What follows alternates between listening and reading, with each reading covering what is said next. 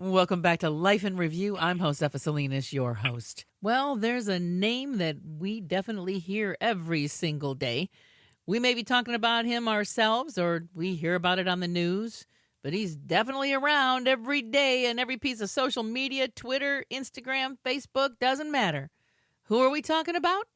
Donald Trump, of course. It's a big year for us here in the United States. There's a lot going on. Lots of talk about the presidential race. Who will win this time? There's a book out that you might want to read. A Very Stable Genius? Donald Trump's Testing of America. Phillip Rucker and Carol Leonnig, winners of the Pulitzer Prize, are with us this morning. Phillip is with us. Good morning, Phillip. Thank you so much for coming in. Good morning. Thank you for having me. Well, it's good to have you here. And first of all, just to give people an idea of who you are, you're the White House bureau chief of the Washington Post, leading its coverage of President Trump and his administration. You and a team of other Post reporters won the Pulitzer Prize and the George Polk Award for reporting on Russia's interference in the 2016 presidential election. So I guess the first question everybody would want me to ask right away is, do you think it's going to happen again? And did it happen in 2016? You mean is Trump going to get reelected? No, I'm talking about Russia. Russia. Well, is it happening again? I mean, the U.S. intelligence agencies have now said that it is happening in the 2020 election, that Russia is trying to interfere and that Russia has a preference for President Trump to get reelected. And in service of Trump's reelection, they want to help Bernie Sanders in the Democratic primary. That is a new assessment that was briefed on Capitol Hill a few days ago.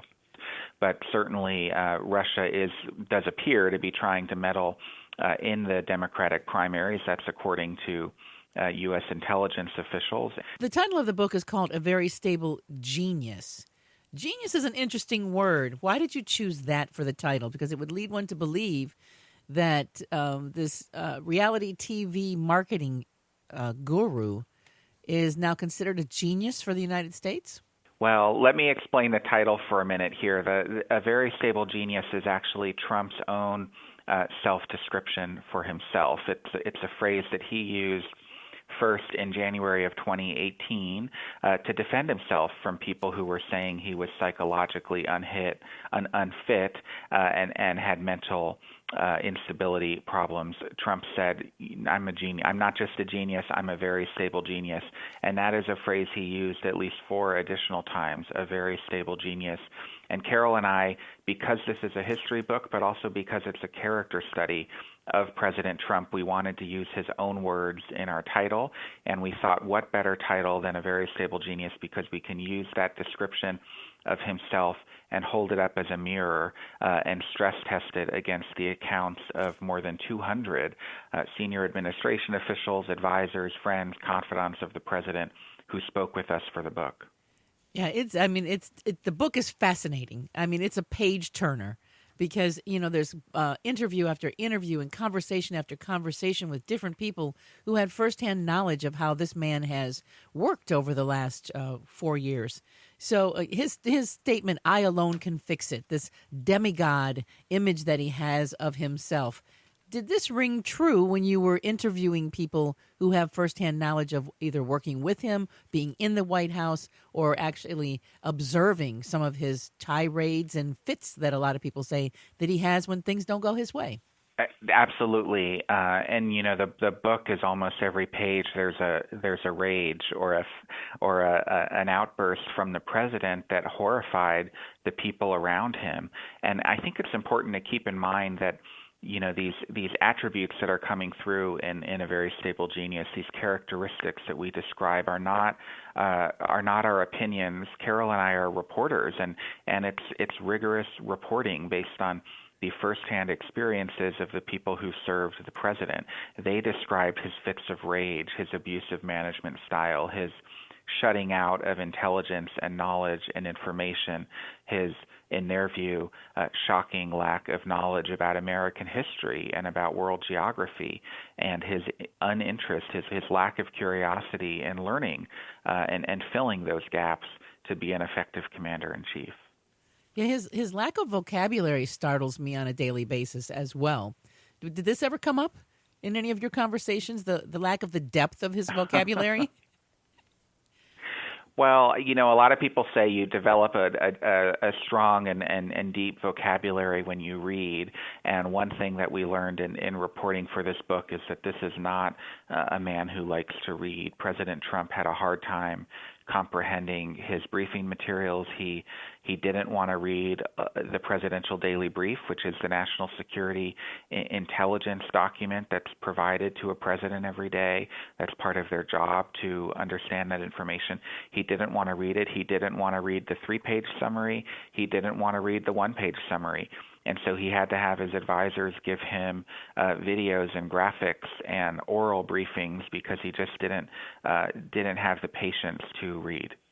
What do you think it is about the American public that is, it astonishes me on a daily basis that people don't see what appears to be right in front of us, like the summit with Kim. It was all lots of, fluff and, I call it pomp and circumstance. But did anything really come out of it? But there was a lot of fluff and, posturing, and even Trump saying that he was, envious of Kim's rule that, look how people sit up and pay attention when he talks. But this is a dictator. And why aren't people in America seeing that we've got our own president that's, seemingly in awe of a man who's a dictator? It's an interesting point. I was actually at that summit with Kim Jong-un in Singapore and also at their second summit in Vietnam covering it. And it was an incredible tableau, a historic moment for an American president to be granting an audience to the ruthless, murderous dictator of North Korea. And, it doesn't seem to bother his supporters. And the reason is, and I've been to so many Trump rallies for the Washington Post and interviewed hundreds of Trump supporters at these rallies, and what I hear again and again is that they might take issue with certain things President Trump does, with the language he uses on Twitter. They wish he wouldn't tweet sometimes, but they are so loyal to him because they view him as the one fighting for them. They think he is their champion. They think he is their voice. They think he's shaking up the establishment that had tuned them out and ignored them for so many decades and even generations. And they're going to vote for him again.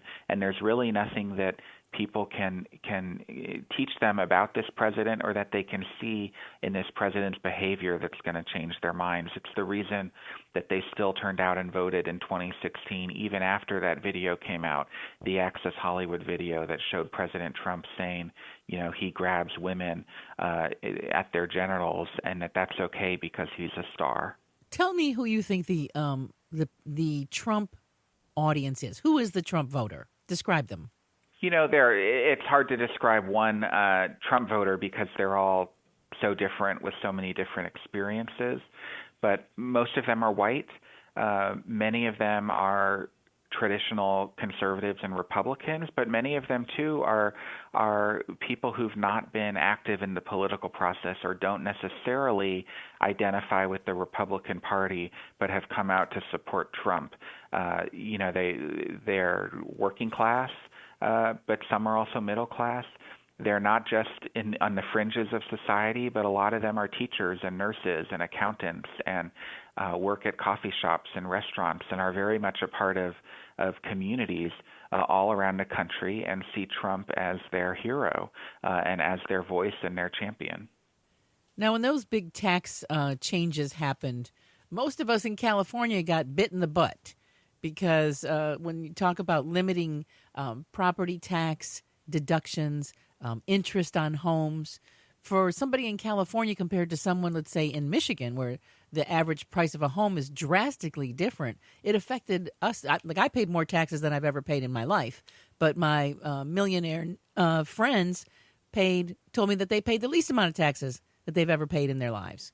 So I understand that in the Midwest and places where the cost of living may be less, that maybe they got some tax advantages. But does nobody see that the long-term effect of some of the things that he's doing could actually be tearing this country down? Is there anybody out there who believes this? It's an interesting point, and certainly one that the president's critics try to raise again and again. That his policies are not actually helping the people who are voting for him, that there are real consequences for the middle class, that his economic policies are helping mostly the richest among us, and that the booming economy is not being felt by a lot of working class people. That is, by the way, a central argument, and you hear it on the Democratic debate stage to take on Trump. But it does not seem to have changed the minds of Trump voters, Trump supporters. In your book, A Very Stable Genius, there are so many conversations and information about a variety of things that have happened over the last 3 years. Was there anything that stood out as the most startling, that when you investigated it and then wrote about it, you said, I can't believe that anybody would keep the same opinion after they read this? You know, I don't know. And by the way, we didn't write this book in order to shape opinion. We wrote it because we're journalists, and we found a lot of startling new information, and we felt an urgency and a service need to share it with the public and let people form their own opinions about Trump. That said, Carol and I were startled by what we learned regarding the president's lack of knowledge about the American story, about our history as a country. President Trump visited Pearl Harbor at Hawaii, as many presidents before him had, and as he's pulling up to the USS Arizona, the memorial there in the water, he turned to his chief of staff, John Kelly, and he said, "John, what is this all about?" You know, Trump had heard of Pearl Harbor before, but he didn't really know what had happened there. He didn't know how important that moment, that place was in America's story as a country. That was the attack, the Japanese attack on the Pacific Fleet that propelled us into World War II. And here was the president, the commander-in-chief, not knowing that basic information. Well, the book is called A Very Stable Genius, Donald Trump's Testing of America. If you want to know more about Phillip Rucker, it's easy. Hit him up on Instagram, Phillip Rucker, right there on Instagram. Or you can look for him on TV. He's a reporter and the White House bureau chief at the Washington Post, where he's been working since 2005. He covers the Trump administration for the Post. And also, many people consider him to be one of Washington, D.C.'s most respected journalists. And we thank him for being with us today. All right, it's time to move on to our next guest here. Good morning. Good morning. How are you today? Oh, I am absolutely fabulous. I love your energy. Well, you know what? You got to feel like this, huh? Right, absolutely. Everybody should wake up like this every morning, because you know what? Waking up is the gift. Absolutely. I agree with you. So take a minute here and introduce yourself to the audience. Sure. I'm Dr. Kathleen Wilson, and I'm a family nurse practitioner. I'm representing the American Association of Nurse Practitioners and Tallahassee Memorial Healthcare. Well, Dr. Kathleen, let's get right down to it. Prescription drugs. They are, everywhere. Everybody's on something, it seems like. And one of the things that we're thinking about is our kids and the possibility that they may stumble across these things. Absolutely, absolutely. And when you think about it, right now more than ever, this is very real, great relevance to talk about this, because schools are closed, kids are home. Parents are working from home. They haven't quite maybe gotten into their full routine. Maybe their routines are still somewhat disrupted. And the children that are at home sometimes may have a little bit more time on their hands if they finish their homework. They're naturally curious, so getting access to medications is a real concern. And if I could just share with you that over 50,000 children go to the emergency room annually because they ate a medication that was left within their reach. And, for many kids, they don't understand that it's a pill. So many of the candies and even like the little fruit gummies and things that kids eat look a lot like these pills, so they don't know the difference. Absolutely. Think about Skittles, like you mentioned. They look like some medications. Tic Tacs, the little white ones, look like a lot of our tablets. So you are so right. They may not be able to distinguish it. And I have to draw your listeners to one of the recent studies in the Journal of Pediatrics last month. Wanted to look at these trends. They want to know what was going on. And so what they found was half of the time prescription medication that the adult in the family, whether it be parent or grandparent, but they would take this out of the safety bottles that they came in. And 50% of the time it was the grandparent. So when they take them out of the safety bottles, which are child-resistant bottles, that makes it even more of a risk for access. So this is a wonderful opportunity. I'm so glad that you're allowing me to bring this to your listeners, the importance of keeping the medication in the original child-resistant bottle, securely reclosing the bottle after every use, and putting that bottle up and away and out of the child's reach and sight immediately after using it. Those are really key.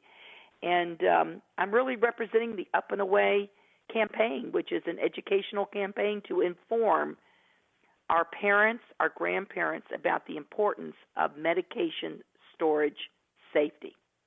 Okay, so one of the things we have to talk about here is that with many grandparents, the reason that they're in the bottles that they're in is because, grandpa and grandma, your abuelita, abuelito might not be able to open, press down and open the child-resistant bottle. So that's why they decided to not get, that bottle.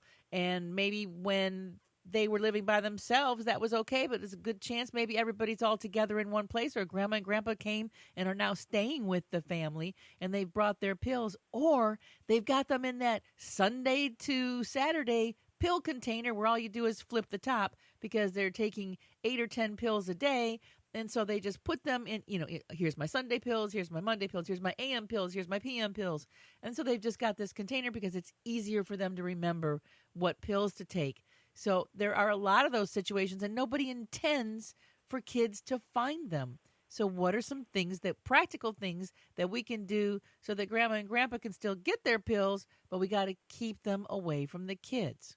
Absolutely, absolutely. And you are so right. Those are scenarios that is what we're seeing with families. And so when you have a situation like that, and like I mentioned, out of those that study out of the Journal of Pediatrics, they found that 50% of the cases were associated with grandparents, probably for those very same reasons. What's going to happen is we have to then make sure, number one, raise awareness. Those that have medication in the household, like the grandparents, like the scenarios you just mentioned, we must make sure that whatever container they're in, preferably a child-resistant bottle, if they do have a family member that can help them with those bottles, getting the medications out, that would be preferred, of course, but we know that's not going to always be the case. They must keep those medication bottles, containers, away, up, out of sight, out of reach for children, and this must be after every time that they use it. So it's good. They may need some help, but it's got to be up and away. Children are curious. They're going to get into things, and the situation right now with families being at home, they have more time on their hands, more time to get into things, more time to find things that they shouldn't be getting into, and they're not always being supervised because parents are distracted. They're trying to figure out what to do for the next wave of recommendations for the coronavirus. They're distracted. They're doing their work from home.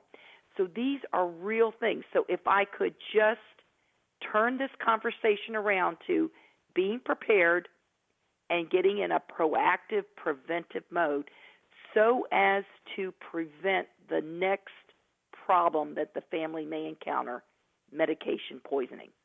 Right, because they're thinking, like a lot of parents have homeschool going on. They're like, oh my God, now I'm a teacher for the first time and I got to get my kids or help them with this online school and, get them through school. And so the ones that are school age, they've got them all busy on the computer and somebody may say, hey, Mom, I need some help with this. And they come over and they're helping. And the toddler, is it usually toddlers we're talking about, that age group that's the one that's, getting into things? Absolutely. Toddlers are extremely curious, and they're becoming more mobile. So as they are able to start climbing on things, they see something that's bright and colorful or a container that they can get into. You're going to see toddlers is a very large group that is included in this 50,000 that end up in the emergency room. So these are the kids that that you're going to see and you need to be very cautious about. So if you get a family to get into a preventive, proactive, raising their awareness of making sure that these things aren't accessed to these young children, then perhaps we can prevent medication poisonings. Right. And I want to make sure before I go too further, as there is a wonderful resource for families. It's called upandaway.org, and it has it's an easily navigated website filled with information, tips, recommendations, and also parent and family testimonials of positive outcomes with using the tips and preventing poisonings. There's there's coloring books and posters and just wonderful resources that children can learn about, safety. But a lot of this has to come from the parents setting the tone and setting the practices in the family. Absolutely. And it's something that you have to think about. You might not have thought about this before, but look around your house and see who's actually staying in your house right now. There might be more people than normal. And so you got to think about this stuff. You might think, oh, mom and dad would never leave those pills out for the kids. But nobody ever intentionally does this. So think about it. Maybe put it on top of a dresser or, up in a cabinet. You want grandpa and grandma to be able to reach it, but up on top of a cabinet instead of down on a nightstand could be the solution you're looking for, right. Just to prevent. Down in a nightstand, down in a purse where a toddler could come across. Families have to take stock, and the upandaway.org guidelines and recommendations will give you some tips that may be relevant to your particular family situation as to how to handle it. And so basically, overall, these tips are going to be to get these medications secured, to reduce access, to place them up and away, out of reach and out of sight. And so I just cannot overestimate this wonderful resource, upandaway.org. Upandaway.org. Well, Dr. Kathleen, thank you so much for being with us. And thank you to everybody on your end who's doing this research and getting this information out. And anytime you have more, please come back and see us. Absolutely. Look forward to it, and please stay healthy. All right. You as well. Have a great day. Okay. Bye-bye now. Coming up next, an amazing book written by a woman for her daughters while she was battling cancer. A message she wanted to leave them with when she wouldn't be here to teach it to them. It's all next right here